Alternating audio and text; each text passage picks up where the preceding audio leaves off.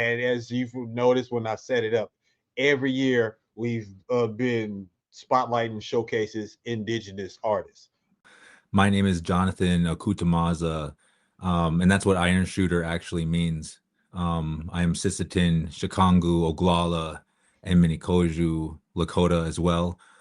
I am a member of the Cheyenne River Sioux tribe, but I live in Minnesota right now. And for those of you who might not know, Minnesota is actually a Dakota word. It means Minnesota Makoche, which is the land where the water reflects the clouds. We had been here for thousands of years prior to colonialism in Minnesota. So that's one of the reasons why I stepped up and wanted to use my voice in any way I could to essentially curb the lack of education in Minnesota specifically, but also on my reservation in South Dakota. We have the highest poverty rates, highest addiction rates, highest suicide rates, lowest life expectancies, lowest education rates. We have active missing and murdered Indigenous peoples crisis. We have a treaty crisis, a land crisis.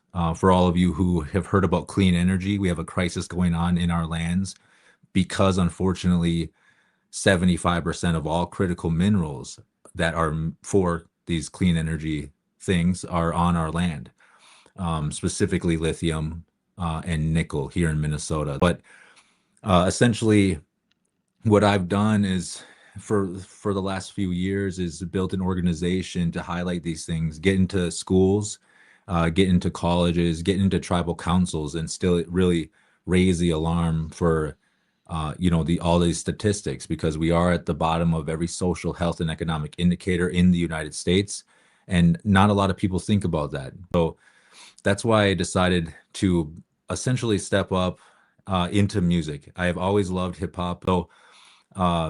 I found an opportunity to do hip hop and to pair that with this message, this education to not only to the Indigenous youth who are going to probably be listening to me the most because I'm speaking on these Indigenous issues, but also people outside of the community and the people who are in the Indigenous community, the people who care about the Indigenous community and what we're going through.